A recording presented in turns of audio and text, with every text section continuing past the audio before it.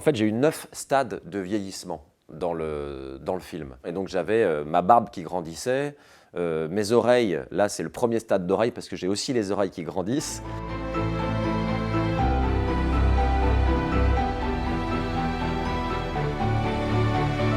Il n'est pas encore l'abbé Pierre, c'est le jeune Henri Grouès. Il est mobilisé comme sous-officier dans la vallée de la Maurienne. Ce look de soldat, on a essayé de se rapprocher aussi du look que lui avait, une coupe, les cheveux très très courts, pas encore de barbe, pour que je sois crédible aussi pour jouer un jeune homme de 27 ans, parce que moi j'en ai 39. Ça va, ça ne me prend pas non plus trop de temps non plus de me rajeunir. C'est surtout de se raser.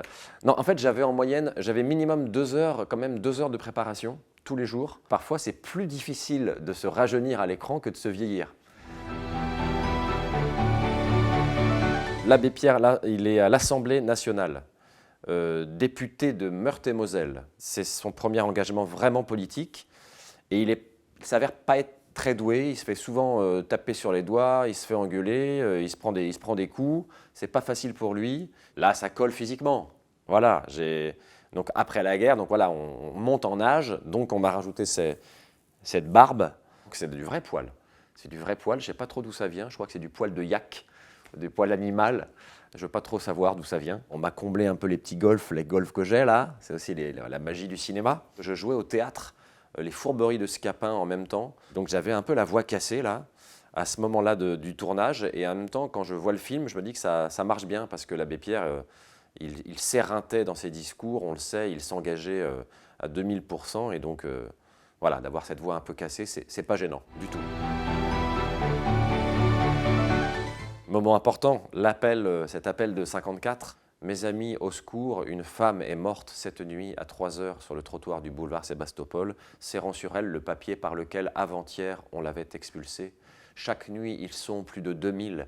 C'est un appel du cœur, comme ça, à la générosité des gens, pour dire que ça n'est pas supportable, on ne peut pas s'habituer. Il va faire, au micro, ce fameux appel de 54, qui va déclencher l'insurrection de la bonté. C'est le début en fait du succès de l'abbé Pierre, de sa grande médiatisation. Et plus j'avançais en âge, plus l'abbé Pierre se trouve, et donc plus il est ancré, et donc ça dans le corps, d'être de plus en plus habité par son sujet, par sa colère. Et donc je pense qu'il y a quelque chose qui se trouve petit à petit, ouais. Là, c'est un moment du film où il repart dans une tournée de conférences dans les années 80.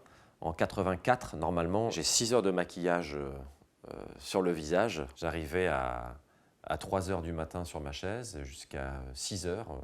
On me met voilà, des prothèses en silicone, des lentilles de contact pour me casser la jeunesse de l'œil, pour la cataracte, pour me jaunir mon œil qui est encore un peu blanc. Et heureusement, j'ai travaillé beaucoup sur le corps, sur la manière de se tenir. J'avais aussi une bosse qu'ont parfois les personnes âgées, parce qu'en plus il était assez voûté, l'abbé Pierre. Et puis j'avais à cœur de retrouver sa silhouette, et puis d'être crédible en vieux monsieur aussi. Le travail sur les mains, il s'exprimait énormément avec les mains. Donc j'avais aussi des prothèses de vieillissement sur les mains. La voix. De mettre petit à petit de l'air dans la voix, comme ça.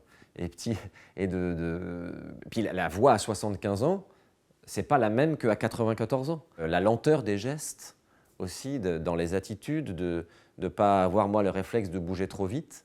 Je demandais à ce qu'on scie les chaises aussi pour qu'à table, je sois vraiment proche de la table, parce que moi, je fais 1m87, j'ai un grand cou de poulet, donc je rentrais ma tête dans mes cols de chemise comme ça pour être crédible en vieux monsieur, qui avait aussi beaucoup d'amusement, beaucoup de joie à jouer un vieux monsieur. Ça a été vraiment l'éclate de faire ça, ça a été très jubilatoire de le jouer dans toute sa vie. Ça aussi, c'était un vrai défi, et c'était la première fois pour moi, donc c'était un grand honneur, une fierté d'avoir à le jouer.